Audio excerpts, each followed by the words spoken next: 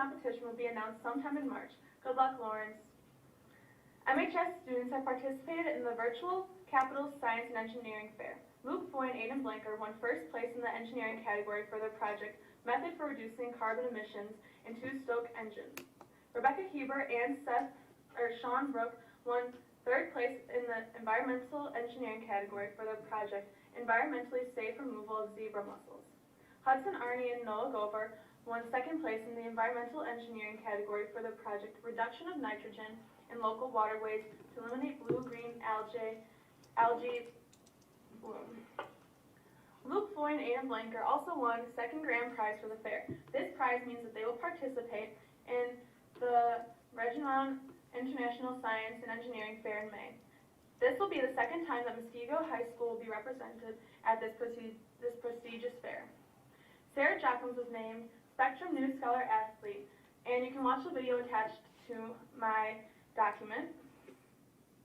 Coming up, the gymnastics team scored a season high of 148.225 points at the sectional meet in Mugwanago. This is the highest score in the entire state. 4 Muskego gymnasts competed and 4 headed to state as individuals. Senior Therese Michon placed 5th on the beam with a 9.125. Junior Izzy Wong tied for 3rd on bars with a 9.0. Junior Emily Rashawn placed 4th on vault with a score of 9.25 and 4th on floor with a score of 9.425. Also, junior Hannah Martini placed 3rd in the all-around with a score of 35.925. Finally, this past Saturday, the MHS forensics team competed virtually in the UW Whitewater Speech Bowl. This incredibly large competition was challenging, but 6 of our speech warriors stood out and earned some incredible awards. Earning second place was Ellie Shelton, earning third place Trinity Slavic, and earning finalist medals were Rebecca Hebert, Lawrence Haveman, and Zoe Zilgett. And earning the top novice award was Valerie Zilgett. Next, the team competes in a rare Friday night tournament in Milton. Good luck to our forensics team.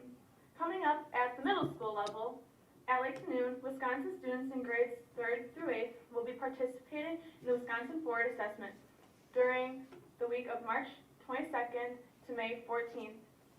Our school was tentatively scheduled to take the exam on April 13th, April 20th, and April 22nd. Student Services is also addressing students' mental health and needs, and Lake Noon has made approaches to teach students how to regulate their emotions and work through challenging times. Also at Lake Noon, their book club has been formed, and literacy teachers use their non-student work days to learn about running effective book clubs in the classroom. At the 5th grade level, Miss Singer's class made cards for senior citizens in the community, and they turned out great. Also at the 5th grade level, Mrs. Gall's class applied their decimal fraction and measurement skills to make math monsters. Coming up at the elementary school level, Mill Valley has the focus in March to teach everyone's uniqueness. Each class will read the book Stand Tall, Molly Lou Mellon. The theme of this book will be the best person you can be. Believe in yourself and be proud of who you are. Following the book, students will create cards to display on their locker with their own characteristics. At Mill Valley, they're looking forward to parent-teacher conferences which are taking place March 7th through March 26th. At Lakeview, this month, their school will be embarking on a special project, an all-school book club called One Book, One School. Every family will receive a copy of the same book, The One and Only Ivan, and read it both at home and at school from March 1st to March 25th. This engaging tale celebrates friendship and hope and shows how they always have a choice in every situation. For PBIS, they are working on improving their behavior expectations in 7 areas throughout the building to earn a rainbow of shamrocks. Areas include hallway transitions, playground behavior, lunchroom behavior, respect towards peers and adults, special classes and arrival and dismissal hallway cleanness. Working together to build this rainbow of shamrocks includes camaraderie between students to help build a better community. At Bay Lane, Read Across America Spirit Week was March 1st through 5th, where students dressed up on days such as Rainbow Day, Crazy Hair/Hat Day, which was also Dr. Seuss's birthday, Mismatched Clothes Day, Career and College Shirt/Special Shirt Day, and Pajama Day. Also, the goal of the Believe Team's Student Culture Subcommittee is to help create a sense of community and build character development through creative avenues such as student-wide assemblies, virtual teams, virtual read-alouds, classroom activities, and locker displays. Their theme for March is being grateful. Also, at Baylane, Girls on the Run is back at Baylane Elementary for 2021. This amazing program is available to 3rd and 4th grade girls of any fitness level. Finally, the Kids Heart Challenge at Baylane Elementary raised $41,450 for the American Heart Association. If you have any questions or want me to include anything coming up, feel free to email me at 21.pla. Thank you and have a great week.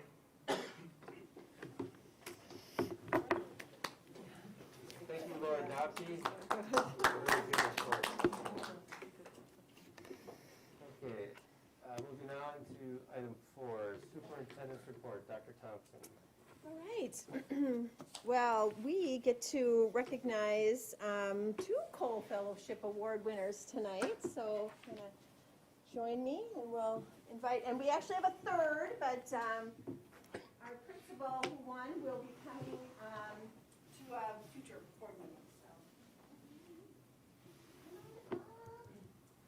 congratulations to both of you. We have certificates for you. So, this is a very unique award, and we are so proud of both of you for the effort that you had to put into to actually follow through with the whole process. And so I'm super excited for both of you. So we'll start with you. Thank you. Certificate of Appreciation. The Muskego Norway School Board congratulates Muskego High School student Anushka Prasad on being named by the Herb Cole Educational Foundation as the 2021 recipient of the Herb Cole Student Excellence Scholar. To be considered for this prestigious award, Anushka had demonstrated excellence in the academic arena and high motivation to achieve, displayed a broad range of activity and leadership outside the academic setting, and shown strong promise for succeeding in college and beyond. The Muskego Norway School Board commends Anushka Prasad for her leadership, citizenship, school and community involvement, and academic achievement that brings honor not only to herself, but to her family and the Muskego Norway community. Presented this day and signed by the officers of the school board. Congratulations. Great, you bet.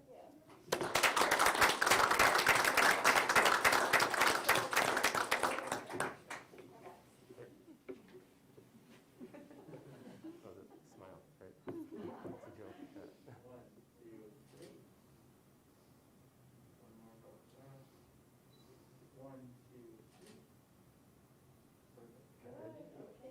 Congratulations, Anushka.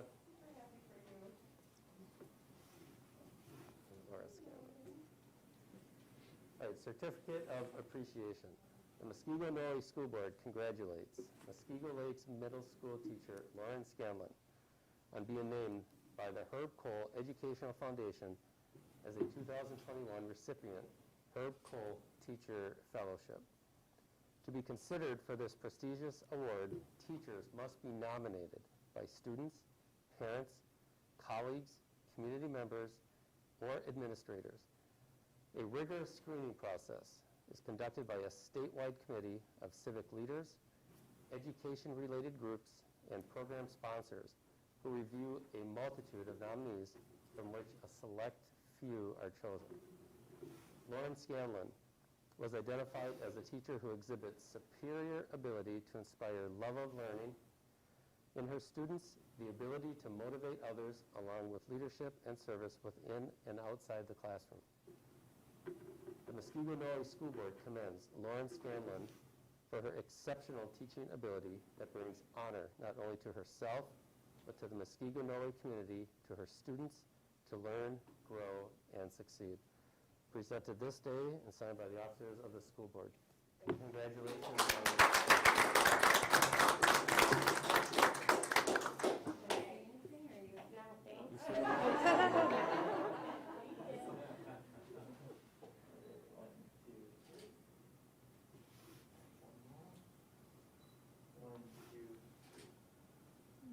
I keep smiling in here. It doesn't matter.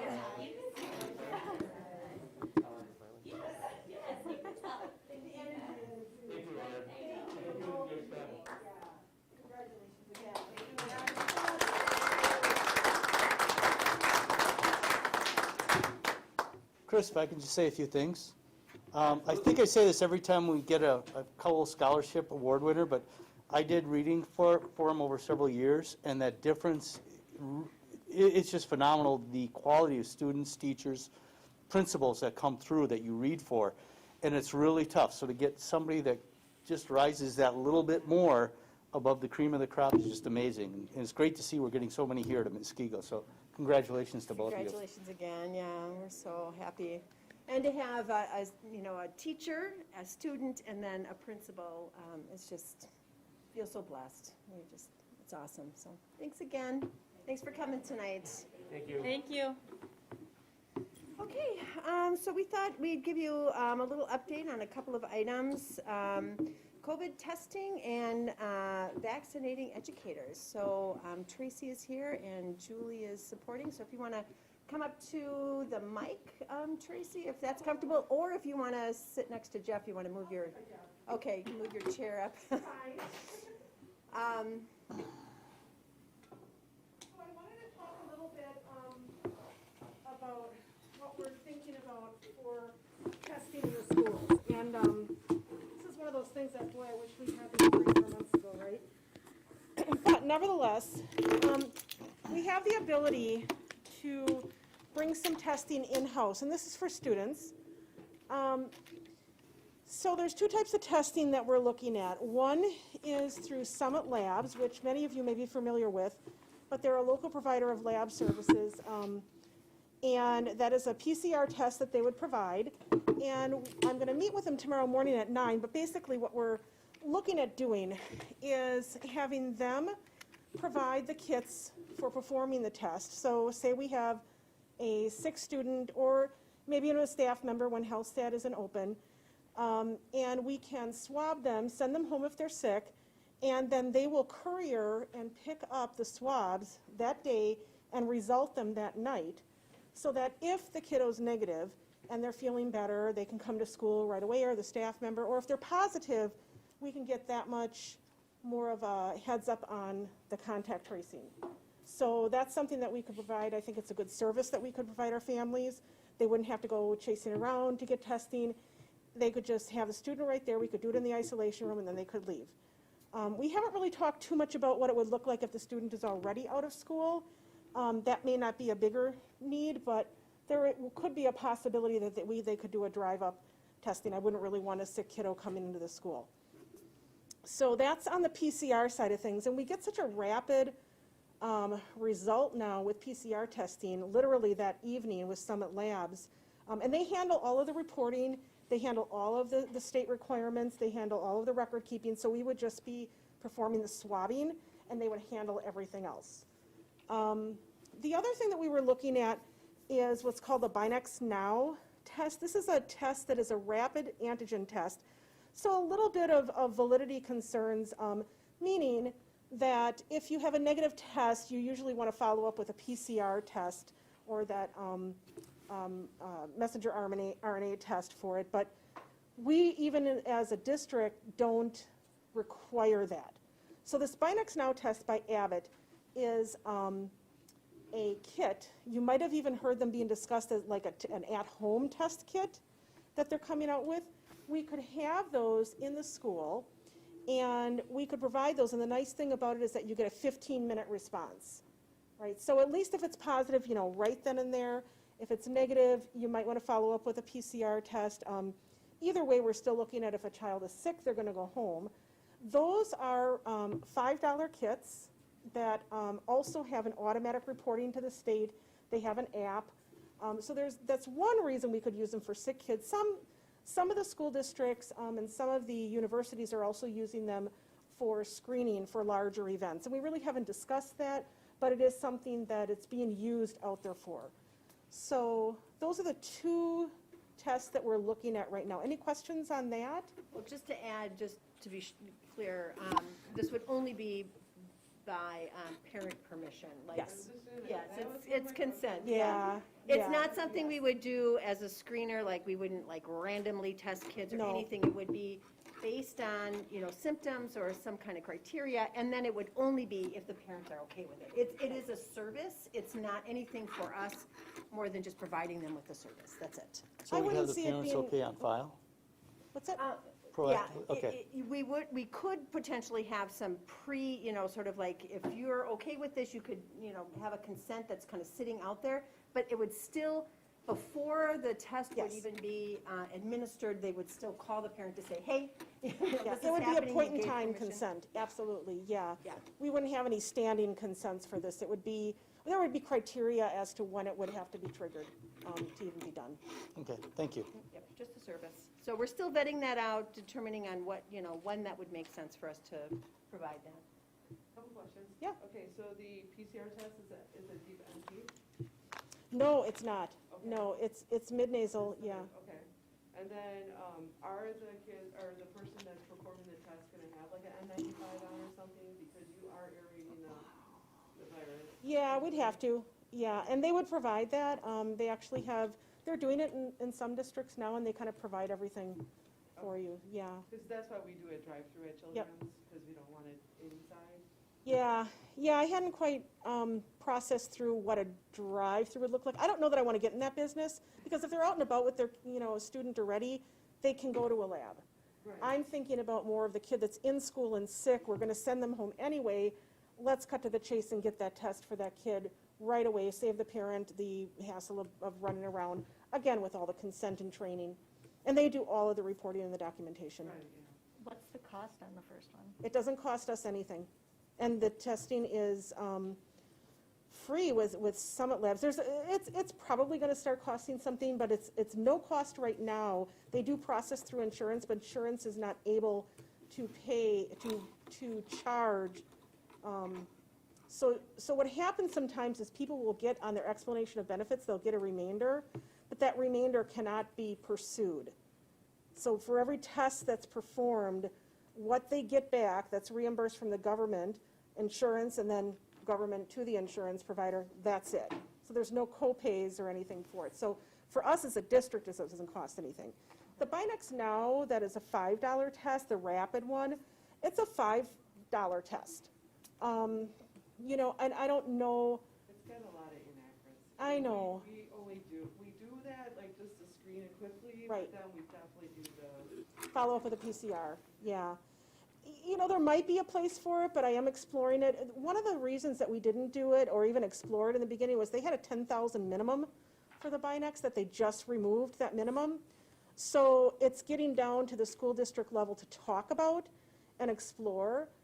It is something that's been used at universities for quite a while now, just as a rapid test. So there may be a place for it, there may not be a place for it, but we're exploring it. And the ESSER grant funds that we receive can be utilized to pay for those tests, so we would have to use district funds just to cover those. yeah, I just would want to make sure it's optional so that the families feel comfortable. Oh, yeah. That's it. I mean, right now, any testing is optional. If somebody is symptomatic and meets the criteria, and if they decide to not get tested, they have to stay home for that requisite period of time of the 10 days, But we don't ever force anybody to get tested if that's their choice. Any other, yeah. Is the mid-nasal, is that accurate? For this PCR, it is. I think so some of the issues that they had in the beginning with the sampling of it, a lot of it was user error. People weren't just great at getting that nasal swab. But once you get that mid-nasal sample now, with some good training and knowing how to do it, it's almost impossible to get a false reading because it is a PCR. You can't really test for something that isn't there. It's got to be there. The virus particles have to be there in order to have the test not fail and be invalid and be inaccurate. So The hardest thing is the actual, when you actually do it, like they have to blow their nose, and then you got, like there's a step by step, and not everybody follows that guideline, and then that's how you get mistakes. Got And some of the tests that do require the nasopharyngeal, the very deep, they require that for a reason, either because of their storage medium, the medium that it has to sit in, so it requires a larger sampling per se. These tests are specifically made to only be mid-nasal. So they're made to adjust for the dilution that takes place to perform an accurate test. So they have really, really solid, good validity. Those are the ones that were free from the state. They were initially free from the state. Initially, they were, yep, yep. They were those I Yeah. didn't feel like there was a problem with them. The deep MPs are painful. Yeah, they are. I don't know if Yeah. I recommend that we do that here. but- Well, and we wouldn't, I mean, I wouldn't feel comfortable training staff to do that, but a mid-nasal, sure, that's fine. So more to come on that. We will be meeting with him tomorrow at 9 o'clock to look at some of the details, but I think it's a good value-added service to maybe provide for our parents, save them a little bit of running around at this point. Again, one of those things I wish we had 5 months ago, but it is what it is. Vaccines? Yep, vaccines. All right. Well, we are doing fantastic with vaccines.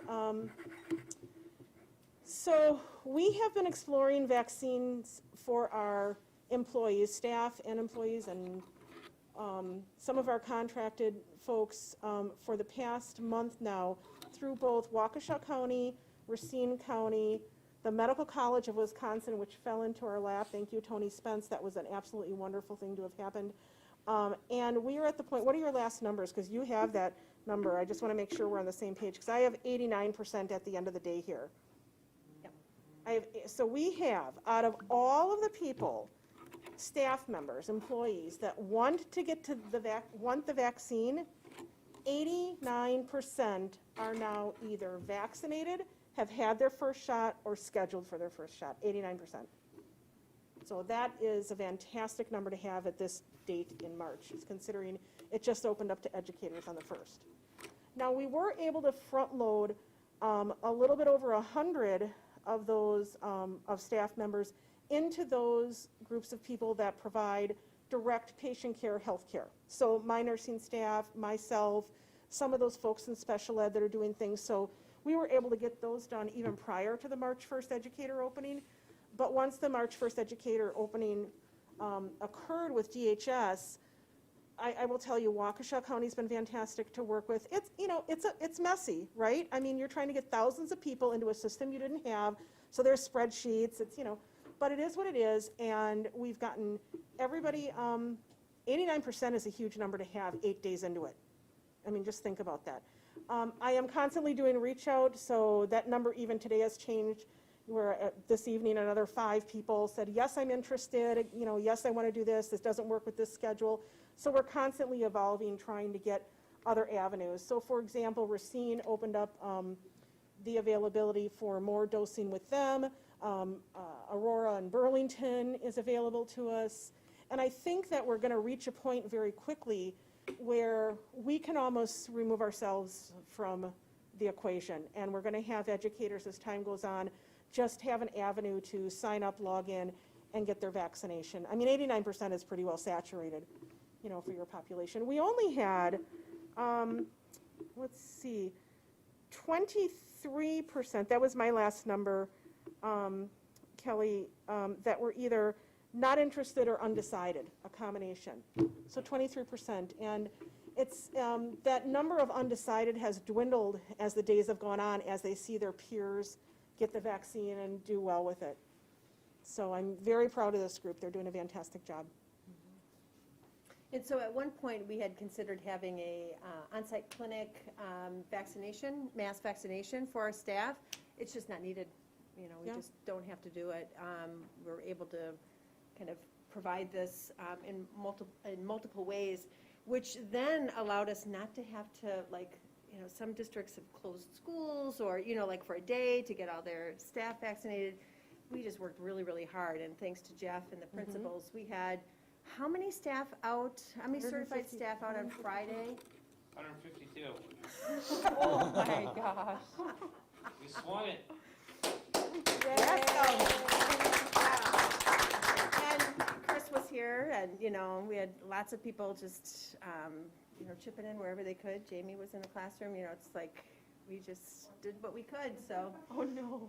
Yeah, so that's great too. So we were able to keep afloat and make sure that we were also taking advantage of whatever we could take advantage of. Yeah, many of the districts are closing. I keep getting notices from my district nurse colleagues that they're closing for a day or two here and there just to provide their staff the vaccine, and we are not. So, and we're also at the point now where we're looping in, you know, those that are in activities, for example, and, you know, the traditional non-teaching staff, TAHERS employees, you know, anybody that has face-to-face contact with kids that's at risk, we're opened up to those at this point to schedule for them.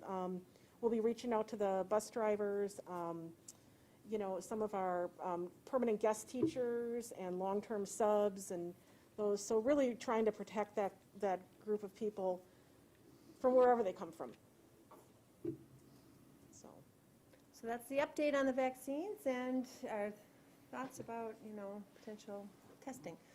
Thank you very much, Tracy, appreciate it. Any Yeah, other questions? from the Absolutely, no board? questions? Okay, Tracy. you're And that welcome. concludes the superintendent's report, thank you. Thank you, Dr. Thompson. Moving on, item 5, clerk's report. Mrs. Boyer. Does Brett do this? Oh, I'm sorry, Brett. Thank Okay. you. Brett, and just so we're clear, Brett is officially appointed the acting clerk during this election cycle. Thank you, Mr. Hyde. You're welcome. We will need 2 people beside myself to act as canvassers. Normally, it's two other board members if they're available. Otherwise, it can be 2 residents of Muskego. Our biggest restriction will be when we get the ballots and when Jamie's available to help with that. And it sounds like probably if we could do it Friday, right? At 5 o'clock? Just in case. 5 or We usually 6? would have them by Thursday, and then, if we could do it by that Friday, just because I don't have time, because it has to be by the following Tuesday. So if something's wrong, then we would have time to look at it Monday.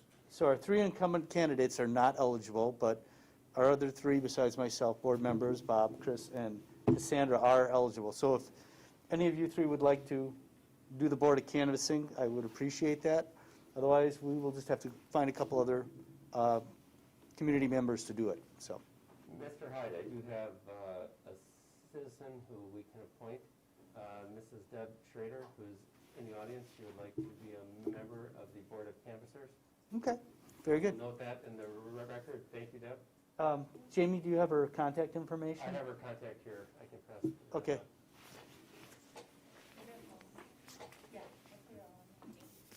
So it looks like you only need 1 more. Yeah, so is there any other board member that would be available? What day is it? Did we, 5 o'clock would work for you, Jamie?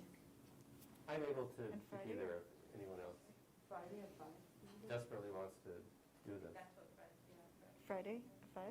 Friday after the election at 5 o'clock? 12? No, I'm wrong one. Well, so that's a no for you, Cassandra? The 9th, April 9th, yeah. April 9th. That'd be April 9th. I'll do it. Okay. Okay, cool. And then Chris, if there's something happens, Yeah, you could just. okay. So then you've got yourself, Deb Schrader, and Cassandra Voss will be on the Board of Canvassers, and I'll be an alternate if you need anyone. Okay, great. And that's Friday, Friday after the election at 5, which is, So that's April- I don't have my calendar up. 9th at 1700, 5 p.m. Okay. Okay. Does that end the clerk's report? I believe it does. Yes. Or That ends it. I'm sorry? That ends the clerk's report. Thank you. That does end the clerk's report. Thank you. The acting clerk's report. Thank you. Thank you. Thank you, Deb, for volunteering to be on the Board of Canvassers. Moving on, other reports. President's report, I have none. Any other board member reports? Vicki Lair? Nope. Cassandra Voss? No. Mr. Hyde? No. Mrs. No. Boyer? Mr. Bowman? Bosher? Okay, hearing none, we'll move on to committee reports, and we have no committee reports. Moving on to item 7, resolution action items. A, gifts, grants, and requests. All right, we've got the Hagen, oh, my glasses on. The Hagen Tree Service repaired our flagpole at Mill Valley using their bucket truck, which avoided us having to rent one. $1,000. Jacob, why isn't it in there? That's what I was wondering. I think it's asked for one. So motion to approve the gift grants and requests. Mr. Usher? So moved. Mrs. Blair? Second. Discussion. There you go. Thank you. I was wondering why that was missing in there. All right, Hagen Tree Service repaired our flagpole, $1,000. Jacob Size, I hope I'm saying that right, $500 to be used by the Bay Lane Elementary Kindergarten team. For Muskego High School, the MHS Boys Soccer, $500 from the Booster Club, donation of a permanent soccer goal valued at $1,285. MHS Activities, $4,000 from Ascension Mosh. MHS Robotics, $6,000 from Rexnord, $500 from MSOE, $100 from Diane Barton, $2,500 from CNH Industrial, a grand total of $13,600. Any further discussion? Thank you. Thank you. Thank you. Thank you very much. All those in favor, state by saying aye. Aye. Motion carries unanimously. Thank you, everyone.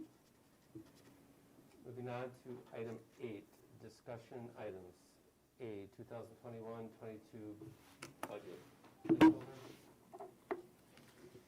And item B, school drive lanes. Where am I at?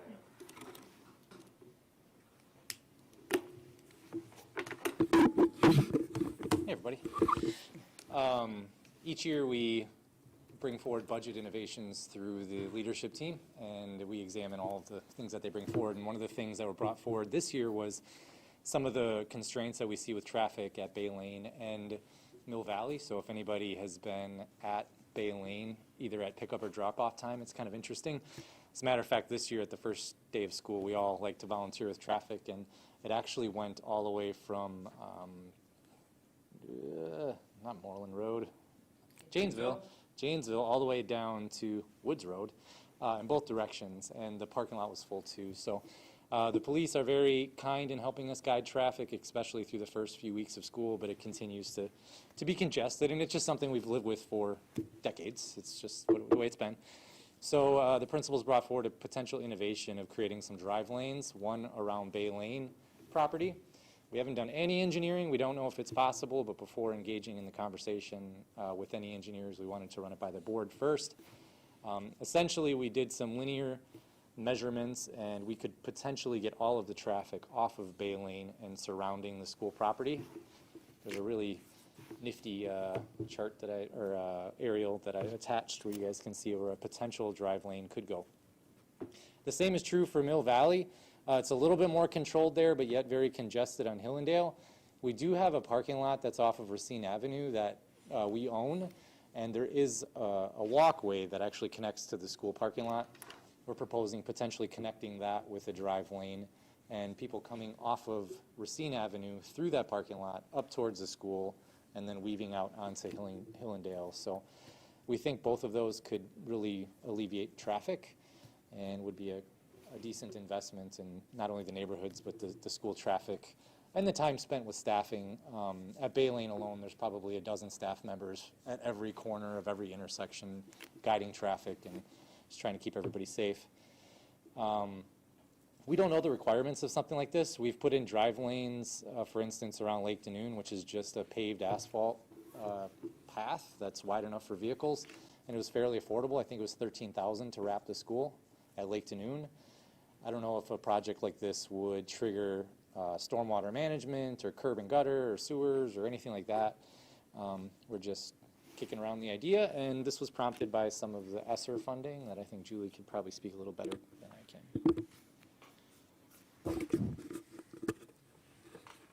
Yes, we had talked about the ESSER funding that's coming through. We know that we will get $450,000 in ESSER 2 funds at a minimum, and we know that we'll get that as of this year. Based on this project, if we were to move forward with it, the likelihood of us paying for any of it wouldn't occur until after July 1, which we can use ESSER funds for at that time. Right now, the ESSER 2 funds can be used for any sort of infrastructure upgrades that are required to assist with COVID-related issues. So, in theory, this project is covered under ESSER 2. We haven't submitted it yet because the budget itself isn't open. If, in fact, it wouldn't be covered, we know that we could look at operationally fitting it into our budget next year. We just know at the end of this year, we would for sure have to use our ESSER funds. So for sure, 100%, we want to try for ESSER funds. The likelihood of it not being passed is slim to none. There's also a clause in ESSER 2 that says you can utilize ESSER 2 funds for any sort of maintenance or operations to keep your schools going. It's very open, it's very broad, and this is definitely an opportunity, especially at Bay Lane, just given the amount of parent traffic that we have now, that it would open up and just make things easier as a result. We still have a lot of families utilizing our transportation system. We are very congested with our buses as well, but we definitely make it work, and we make it work in a safe way, but this could also assist in that capacity as well. So ESSER funds would be the way that we would go. We believe that the formula for that last 10% that we had talked about, that we will receive in the fall, after we count the number of minutes that our students were in session, could be upwards of $850,000. And then ESSER 3 funds, which I believe at the federal level has just gone through, but we don't know to the extent of which we will get ESSER 3 funds. We believe it's 4 times what we've got now, so that could be upwards of $4.5 million. So there's definitely funds available to support the needs within our schools, especially as it relates to the pandemic and keeping our buildings safe and open. So we feel that this is a perfect project for, what is available to us at this point in time. As Julie indicated, again, we believe that it's got very strong optics from the standpoint of ESSER funds, and so we would want to move forward, but we need to go through engineering and all of that kind of stuff, and we'd bring back to the board, if you're okay with it, we'd bring back, essentially what the bid is, and let you see it at that point through, action on that point. But if you guys are okay with it, we'll go forward. We'll either use ESSER funds or we'll use budget next year for it. I guess I have a question about the Mill Valley one. I'm curious how much of it has always been a problem, just because I go there often, like at that almost end of day time, and obviously it's a huge problem this year, but I know that we have a lot of parents who opted to not use the busing because of COVID and the things. So how much of this is not going to be a problem next year to spend any amount of money if it hasn't always been a problem? So, I guess, I know the Bay Lane has always been a problem, that parking has never been great, but I'm just curious, just because my own experience, until this year, I've never experienced like a huge backlog. Yeah, good question. I think in any situation, just alleviating some of that gridlock that happens there would be a win. I don't know, is there any data that suggests how many kids are being dropped off now compared to busing in the valley?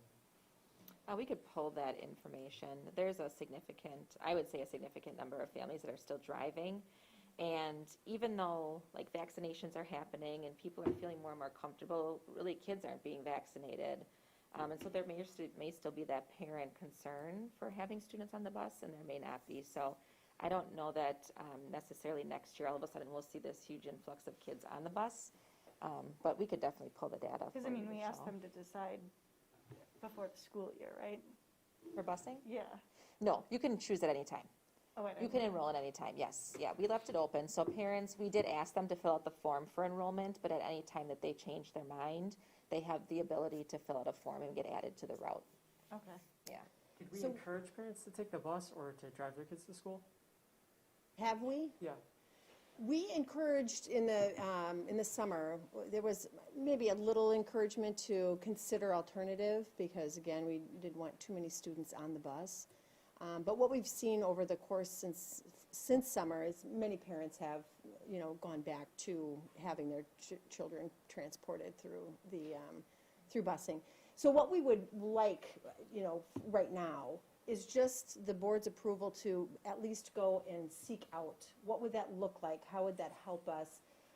And so we would do that and bring that back to the board before we would pull the trigger. But we just wanted to be, upfront with you guys. We want to look at this. We feel like it's a big value add for our parents and for our students not having to, wait in lines to be picked up by their parents. And we just want to build more efficiency into the beginning and the end of the day for our students and our staff.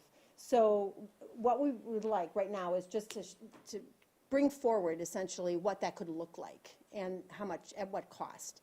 And then we might have a better idea of how ESSER would support us in that effort and that kind of thing. So if you guys are okay with that, at least we would be able to bring back a plan, or some ideas or options. So the plan, when it would come forward, would give us more detail exactly where the drop-off lanes would be, because that's a really important part of this that I really can't see in here, and I'm assuming you don't quite have all the details where it would be. Right. We certainly didn't want to get any of those details until we knew the board was okay with at least us And then, exploring it. I'd also wonder, going beyond just the scope of the project, we'd have to end up plowing quite a bit more on school days when we'd have any sort of snowfall at all, how much that might add to the budget doing that. And then the other concern I have is Mill Valley's not really a problem because it would be coming off Lannon, in theory, correct? I'm sorry, Racine, yeah. Be coming off Racine by the small parking lot, but at Bay Lane, it's coming from the south and then going in towards the backyards of the houses over on Quietwood there. I'm wondering what sort of issues they might have with that. And it's something we might want to look at sooner rather than later. So at the very least, they'd be prepared for it, so. So two other questions. One is, do we have a rough ballpark estimate on what the cost is for doing this engineering work? Is it like $5,000 or $500 or $50,000? I'd like to consult the city to see what they would recommend that we do, because if we just did a drive lane like we've done at Lake Union, we didn't require any engineering. If they prefer that we do a stormwater analysis, that could be $5,000. If we have to fully engineer it with curb and gutter, that could be like $30,000. So I would imagine it coming around that price tag. I think Mill Valley's a lot cheaper, just because it's a pretty short connection from that parking lot to the school. One other thing to consider too with the upcoming road construction at Mill Valley, it could help alleviate some of that, getting people off the road by Hillendale. But yeah, definitely something we wanted to engage in this conversation before popping it to the city or anything like that. Oh, I'm sorry. Go ahead, Joseph. The other question was, where does this sit in context or in relation to all the other kind of master priority items, facility items that have been discussed over the last, few years? That's what my question was. Just because we kind of prioritized what we were gonna kind of focus on, and then this just sort of trumped it right now. You know what I mean? Yeah, this came through because of the conversation, again, through the budget innovation process, but then also tied to the ESSER funds because of the traffic congestion related to COVID and all of the extra drop-offs. So there was a little bit of that prompted the conversation to start.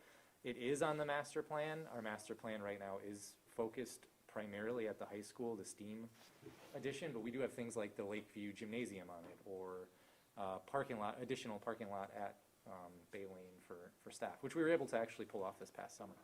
So there's things at other schools that are on the master plan and are on the capital plan, but we have a budget each year of about $750,000, and so we got to figure out what the highest priorities are. And usually it's roofs and parking lots and flooring and things like that continue to go. So how particular is this grant? Is it a grant or is it? It's a grant.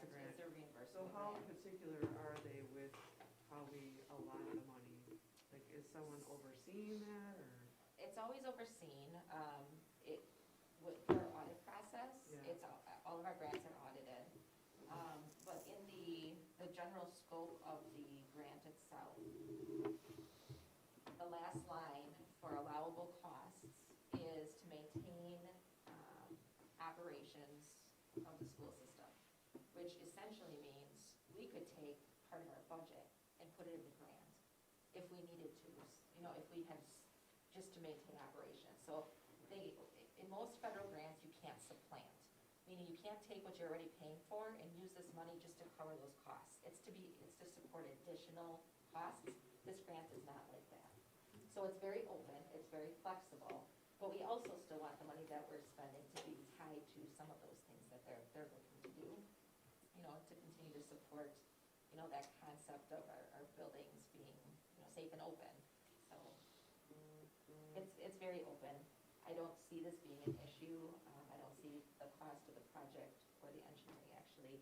I think that would all be covered within the grant. Building rentals, building addition, all of that can be part of the grant to help support social distancing and things of that sort. So, and we can actually expend the funds, we can go back to March of 2020 and expend them through 2023. So there's a very large window of funds that we can look at, and so there's opportunity. And as we talked about the capital plan, there may be things to support HVAC systems or some of those other things that we could support within that grant that are on the capital plan that could help move other things up as we kind of research it. So once we get a better idea of the actual funding we're receiving, it'll be helpful for us to be able to plan accordingly. That would be nice to put together some sort of document Okay, so that we'll we have can something, kind of, yeah, for sure. that would be good. Yeah, and that often is what happens with our planning, our master planning process, is that when you find funds that can support a particular project, that helps that priority level go up, because either somebody's donating money for it, like when we talk about the baseball fields and, lights, or we're able to look at other grant funding or whatever it is. So that's why things on the, on the priority list are moved occasionally. Terry? Jeremiah, do you remember talking about doing this drive in the past at some point? I do. Okay, at Mill Valley. We actually talked, at Mill Valley? Yeah, at Mill Valley. I remember talking about Well, sure, the when we were potential of doing the using baseball. Mhm.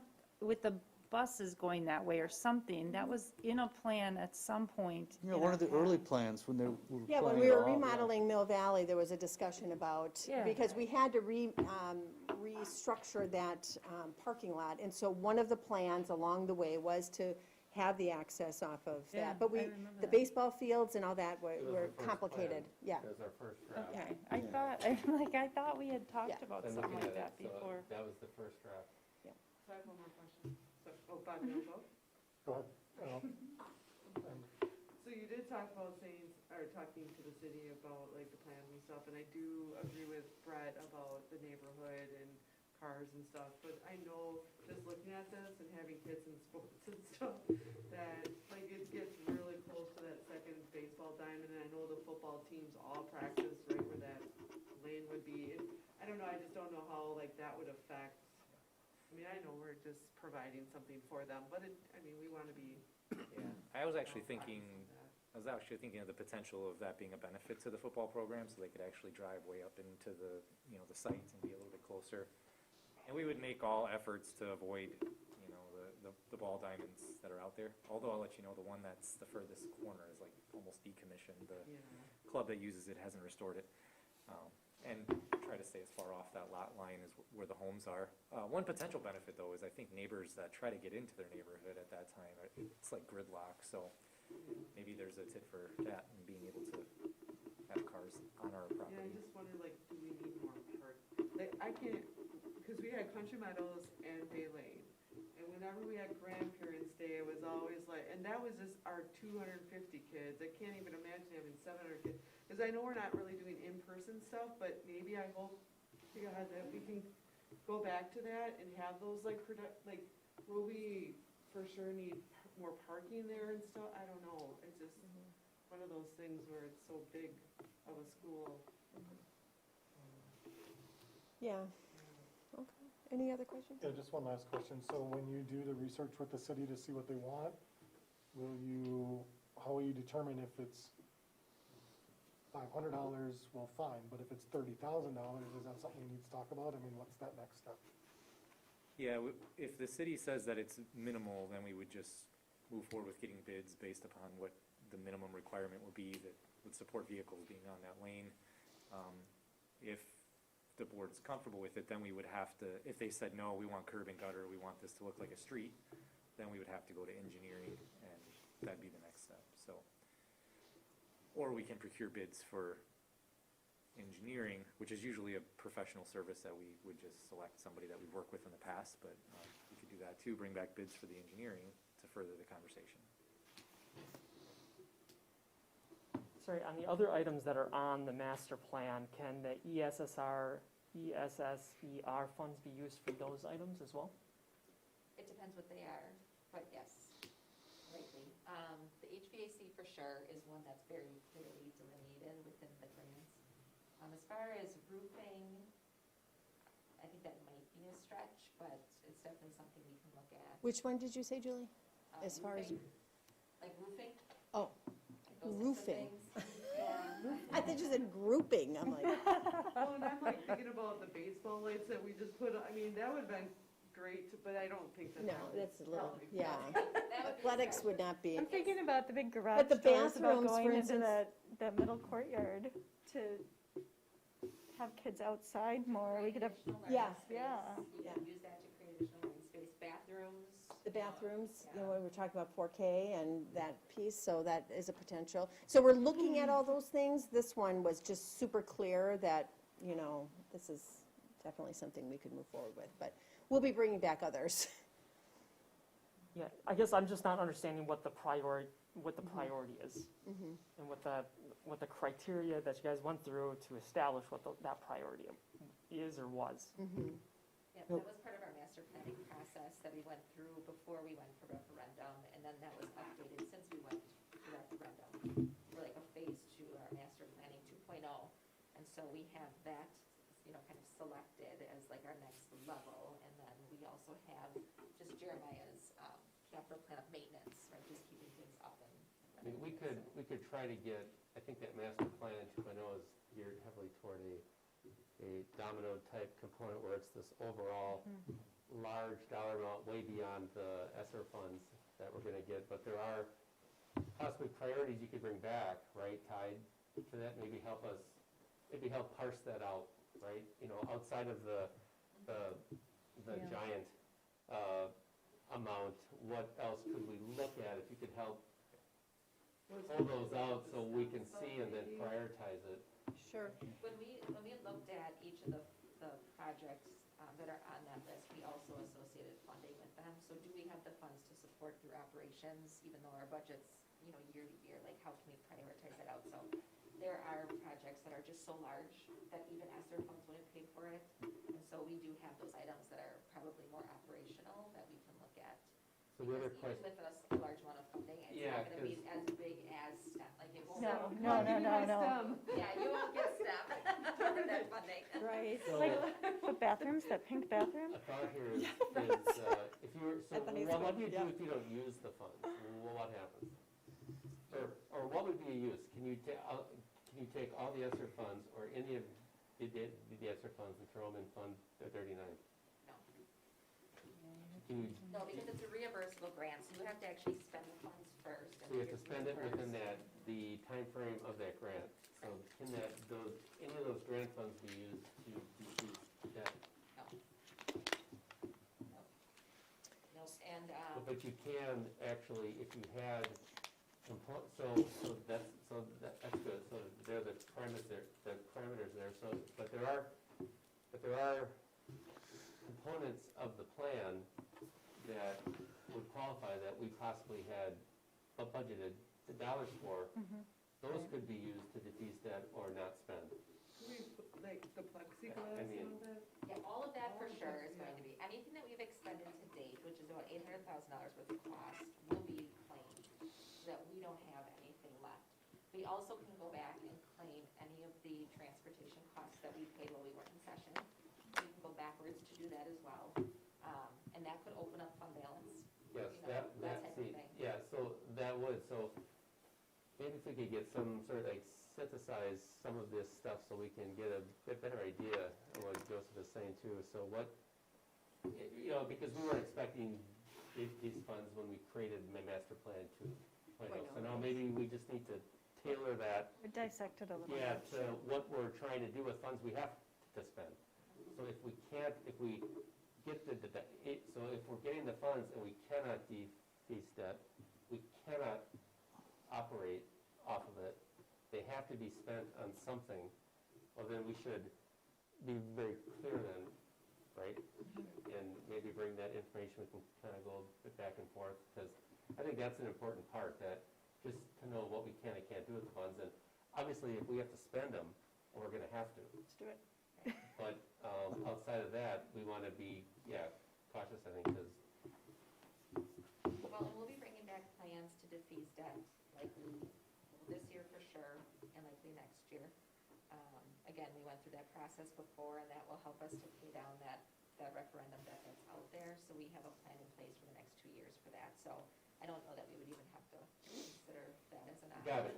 Yeah, and that, I know you're on board with that, and we're set for another, probably Yep. close to the same amount to defease that, and, that's good. So really, what we need is, what we wanted from this is just to let you know, we're looking at this, and this is, of the projects, we're gonna need to do a little bit more to understand what are the viable options. That doesn't mean we're gonna do it, for sure, but we need to really understand it, and then in context of all the other things that are on the master planning and what could be used for ESSER funds, could come back then, and we just would be more informed about these projects. Yes, So sorry, on- you're good. On that item, on the other items that are on the master plan, right? Do those require engineering time or engineering services as well? Are there others that are on there? The master, so if we were to build an addition out to the high school, that would be all engineered, 100%. No, but the other items such as, like on the master planning, we also have the 4K restrooms, and we have the gym at Lakeview. We have a better sense about those because we've talked about those, and we've built bathrooms and things like that, that we're able to say it's about this amount of money. And we don't feel like we have to go to like an engineering, plan. But this particular project, we do need more specifics about it so we understand what's workable. Is it all the way around, or is it this or that or whatever, and what do we have, and we have to partner, and we have to really understand what the city wants in this particular, but a bathroom at the end of 4K, that's so controlled by us, But I don't know if there's anything else on that master planning that we wouldn't be able to estimate, about without going to the length that we're gonna need for this particular project. One option here is, so if we're gonna get, this is just brainstorming here, but so, one other option beyond all these dissecting smaller ones too, is we have the STEM, right? And what would 4 or 5 million get? Is it even worth it? Maybe we Right. take, because that was our highest priority, highest. All the other ones were so under the radar. So what would you get if we had 4 or 5 million dollars? What would that do for STEM at the high school? I mean, because that's really, I think, what we're trying to see. So I'd like to at least know that, and then if that's not a go, then what are all the other, right, itemized items that we can take a look at? Because I think it's hard pressed to not at least see that, because maybe it won't give us anything, but maybe it that does, because that was the highest priority. Yeah, you wonder, like, parking lot, STEM program. Yeah, but I You think. know, Well, the STEM program's way higher, way higher. I think you're talking like a couple $100,000 versus millions of dollars. Yeah. And I think that in the grand scheme of things, when we have students who either have to stay later or have to leave class a little bit early so that they can manage traffic flow, that's really important to make sure that we manage those projects also. And even though we do have the master plan, I think that the fact that we have traffic to traffic, bumper to bumper, up and down from Janesville to Woods on any given day, I think that efficiency itself is something that can only be improved from here forward. And for a couple $100,000, I think that that's probably one of our highest priorities at this time. And if we're getting it, it's not coming away from anything else, you know? It's not coming away, Right. It's not like we're taking away from the capital plan. So we have a maintenance plan in place, we have the funding sources, we know that we will not be able to cover X, Y, and Z, but we know in year 5, you know, we're gonna have to do roofing, and so Jeremiah's budget is allocated. So it's not like we're pulling out of there. These are funds that we have received that can support this need that we have as a result of the pandemic. And here's what we believe is one of our most important options for supporting our educational system over at BNN. Oh, I definitely, and I mean, there's enough cars that like try to buzz around those, like at some point, there's gonna be a terrible accident. It's gonna be because the schools blocked the road. Not because of the person who crazy went in the other lane, but I don't wanna be that school district either. Right. We definitely can look at what's on the plan. We don't even know what our ESSER 3 funds are, so I think that's getting quite ahead. I don't know that we'll even know that until the fall. We won't know the other half of our ESSER 2 funds until the fall, because that's based on instructional minutes in the classroom, which we don't report out until August or September. So a lot of that stuff is still up in the air, but once we have that information, I think part of the plan would be to come back with, you know, how can we support some of our future capital expenses? What are the priorities? And I have no issue with that, I just don't want to discount that STEM, because there's only one way that we would ever get funds, and that's not going to happen in the foreseeable future at all. You don't wanna do a referendum? So if there's, that's all I'm saying, is that that's not going to happen. So whatever we can do to chip away at it or contribute to it now with ESSER funds that we get, I just want to see what that would look like so we can actually respond and why, because the opportunity to do what we want to do is not going to be here for, I think, the foreseeable future. So if we're going to build this into our curriculum, and if, yeah, that's all. So it'd be kind of nice to see that. Not discounting all of the other stuff, but that was our highest priority item, was STEM. It's been a couple years since we've looked at the master plan, for obvious reasons. The whole pandemic has put everything on hold. Would you be able to send it out to the board again, or at least the link to the, I believe we had it on the drive last time we looked at. Is it still there? The updated version, is that? Yeah, we have a lot of documents, but yeah, we can certainly, and maybe as we look at this particular project, for example, we can update that and we can bring it back to the board in April. Or you could just send it out a link, and because I know Joseph, I think, would have an idea, would like to take a look at where we kind of had the I've seen it, priorities. yeah, it had the scores of the different things. Yeah. Yeah, I've seen it before. I'm just, again, I'm trying to figure out where does all of this sit? And where is this in context to all of that? And I just don't think we had that opportunity to put it together because our context and point in time was different. Yeah. At the Well, time the master plan absolutely. was created. Now, right, there's a funding mechanism in place that we really didn't plan for, so so. Just like the baseball lights, you know, when Exactly, things so- come to us and we have to make decisions about it, and we can cost share something, or we have an opportunity to move forward with something, that prioritization will ebb and flow a bit. I mean, that's just the way it is, you know, so, but yeah, for sure. So we'll bring all that stuff back in April. We'll send out the link to, or, you know, or forward the documents that we had for the, just to remind you of that. And we'll come back and we'll have some more information then on what this parking lot projects, what they could actually even look like, what they're gonna cost, and then in comparison to everything else. And we'll have better idea potentially about the ESSER funds, but as Julie said, there's some things that are still unknown yet about that too. But we want to keep moving forward. We don't want to be stagnant, and we want to make sure we are informed and Well, and if we vet things if through. we get the money, that we've already got an idea of what we're doing Yes, with it. exactly. Yeah, Yep, perfect. we want to know. Just one question for Julie. So the ESSER funds that are allotted to us, were they ranked according to if you were in person or virtual, and was there different? So the first round didn't matter. Okay. That was the 113,000 that we got. The second round, which we currently have, 450 of that, well, so 90% of the allocation to the state was distributed to schools based on their Title I allocation, which is based on your free and reduced Right. levels. So that's how we all got that first round, so we got 450,000. The next 10% can be distributed to any district who didn't receive at least $395 per student. So there's 174 districts that fall into that category. We are one of them. So the state decided, or the Joint Finance Committee decided that 10% is going to be distributed based on those schools who had in-person instruction and the number of hours that students attended. So that, we don't know what that looks like. We don't know if we can count our virtual students, even though it was optional. Like, we were in person, but that was not, we don't know any of that. So this DPI is working on that right now. And so it's, I believe it's part of either our calendar count, which we do in August, we do the calendar. And the minutes of instruction report out, it's either going to be that time or during like third Friday enrollment in September, we would report them. So we're still waiting DPI, but there is a potential for us to receive up to 850,000 based on current estimates.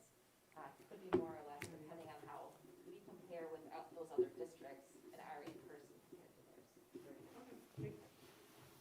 Well, thank you. We appreciate your time on that. Very good. Moving on. Thank you, Jeremiah. Moving on, item 9, information follow-up. We have the financials, the personal information memo. I do have under communications and miscellaneous business authorized by law. There is no need for a board meeting in 2 weeks. So the last board meeting in March is canceled. The next time we meet will be the second week in April. So just to be clear, the board meeting scheduled for March 22nd. March 22nd is canceled, and we meet again on April 19th. Bill? Deal. Thank you for that. Great, hearing no other business before the board, motion to adjourn is in order. Okay. All those in favor, state by saying aye. Aye. Aye. We are adjourned. Thank you. Good night, everyone.